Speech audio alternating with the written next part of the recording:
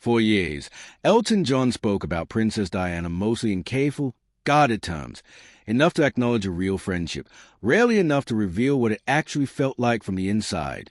That changed in 2019, when John published his memoir, Me, and later in a string of television interviews where he filled in details he'd kept mostly private for over 2 decades. What emerges from his own account, in his own words, is a friendship that was funnier, stranger, more fragile, and ultimately more painful in its final act than the public image of the princess and the pop star ever suggested. John's connection to the British royal family actually predates his friendship with Diana by several years. In Me, he described being invited to dinner at Kensington Palace in the 1970s by Princess Margaret, a genuine fan of his music, and recalled the evening taking an unexpectedly tense turn when Margaret's husband, Lord Snowdon, arrived partway through the meal and, in John's words, stormed in midway through the meal and literally snarled, "Where's my effing dinner?" at her, a preview, in hindsight, of the marriage that would end in divorce a few years later. By the time he crossed paths with Diana, John was already a familiar, if unusual, presence at the more private end of royal social life, not quite an insider, but someone who'd been let close enough to see the family stripped of its public formality. Their story begins in 1981, at Windsor Castle, at a party that had nothing to do with either of them. Elton John had been invited, along with percussionist Ray Cooper, to provide entertainment at Prince Andrew's 21st birthday party. By his own telling in Me, the evening started out surreal in a way that had nothing to do with Diana at all. Before he'd even performed, he found himself pulled into an oddly quiet disco in the ballroom, awkwardly dancing with Princess and, astonishingly, Queen Elizabeth II herself, who kept a firm grip on her handbag the entire time as they moved to Bill Haley's Rock Around the Clock. I tried my best to come up with a facial expression that suggested this was a perfectly normal state of affairs, John wrote, describing the moment with the same dry humor that runs through most of his memoir. Later that same evening, he watched the Queen scold a family member over some minor breach of decorum with a series of light taps and a firmly repeated, "I am." The Queen. And when she noticed John watching, she simply winked at him and moved on, an aside he included in Me as one of several moments meant to humanize a family almost always presented to the public in rigid formality. It was into that strange scene that Diana Spencer walked, not yet a princess, still just weeks away from marrying Prince Charles. John wrote that she was blessed with an incredible social ease and ability to make people feel totally comfortable in her company. The two of them clicked immediately. That night in 1981, she arrived in the ballroom, and we immediately clicked, he wrote. We ended up pretending to dance to Charleston while hooting at the disco's feebleness. In some retellings John has given in later interviews, the two of them ended up dancing together on an otherwise empty floor for a stretch of the evening before the rest of the party caught up with them. Whatever the exact shape of the night, the impression it left was immediate and mutual. Two people who didn't fully belong in the room finding an easy, joking rapport with each other while everyone else performed the evening formality around them. What John has said drew him to her wasn't Polish. It was closer to the opposite. In interviews given years later, he described her as a real gossip and incredibly indiscreet.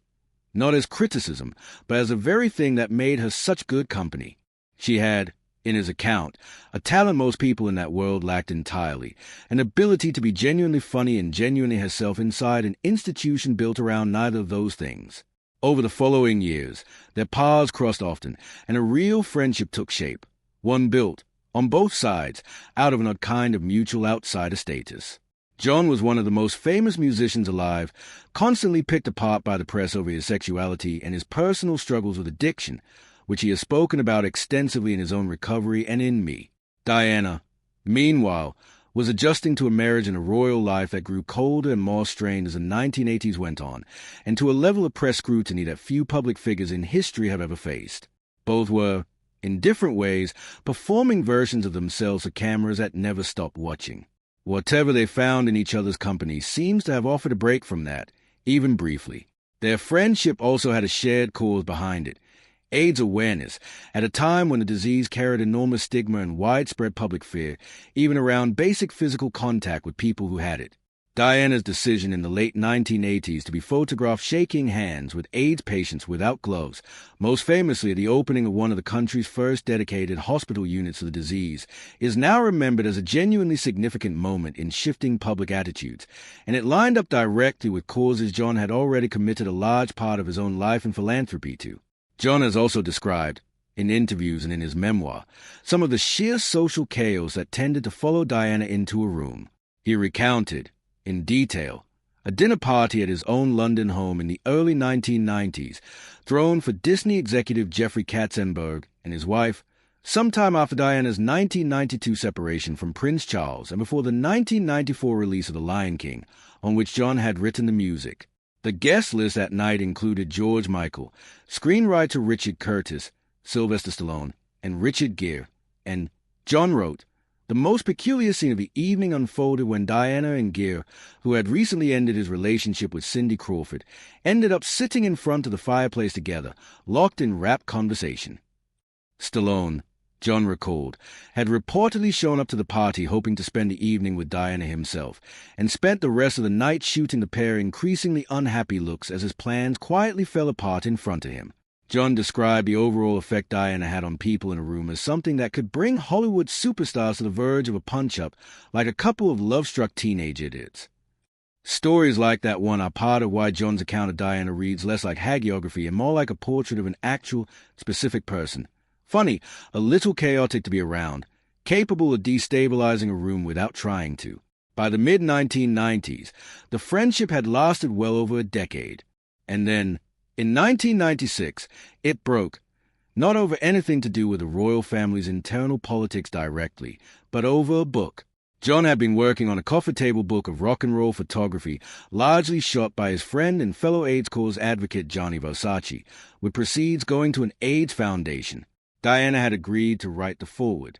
According to John's own account in Me, she pulled out at the last minute, telling him she had no idea the book contained photographs of nude or semi-nude male models, a claim John didn't believe, because, in his words, Versace had shown her the entire book beforehand, and she had told him she loved it.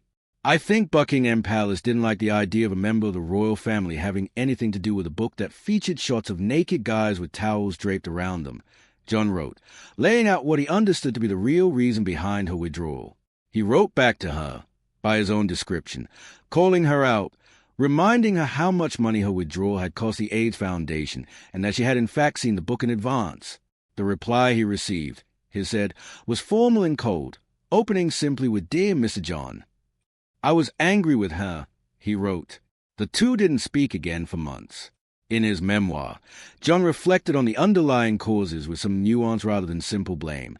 He wrote that he'd begun to worry Diana was drifting away from longtime friends and surrounding herself instead with people who told her only what she wanted to hear, adding that he recognized that pattern from his own past struggles with addiction and knew firsthand it wasn't a healthy place for anyone to be.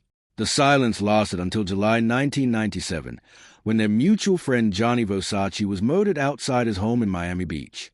John has said he doesn't fully know how Diana tracked down his phone number at his home in Nice, France, but she called him that same day. "I'm so sorry," she told him, according to his account. "It was a silly falling out. Let's be friends." At Versace's funeral in Milan, the two sat together, and Diana comforted John, visibly grieving, throughout the service. "It was an extraordinary summer," John later said in a television interview. "Gianni Versace was murdered, and then Diana rang me up and we reconciled. They made plans to see each other again." 6 weeks later, Diana was killed in a car crash in Paris on August 31st, 1997, at the age of 36. John has described his reaction to the news in blunt terms: disbelief, followed by a kind of numbness that carried him through the weeks that followed. He was asked by Diana's family to perform at a funeral at Westminster Abbey, and he and his longtime songwriting partner, Bernie Taupin, reworked the lyrics of "Candle in the Wind," originally written in 1973 as a tribute to Marilyn Monroe, into a new version beginning "Goodbye England's Rose." Newly released government archive documents have since shown that the funeral's organizers specifically pushed for a modern, non-classical piece at that point in the service, believing it better reflected who Diana had been. John's song was one they had in mind. He performed it on September 6, 1997, in front of a global television audience estimated in the hundreds of millions. He was so anxious about the possibility of making a mistake in front of that audience that he later revealed a teleprompter had been installed beside the piano in Westminster Abbey so he wouldn't risk losing his place in the reworked lyrics. Speaking to VH1 years afterward, John described exactly what was running through his mind as he sat down to play. What was going through my mind was, don't sing a wrong note. Be stoic. Don't break down and just do it to the best you can possibly do it without showing any emotion whatsoever. My heart was beating quite a lot, I have to say. The reworked single went on to become one of the best-selling singles in recorded music history. John has said repeatedly, in interviews since, that he has never felt able to take pride in that commercial success, given what the song actually represents to him. In the years since, John has stayed close to Diana's sons, Princes William and Harry, attending both of their weddings and performing at Harry and Meghan Markle's wedding reception.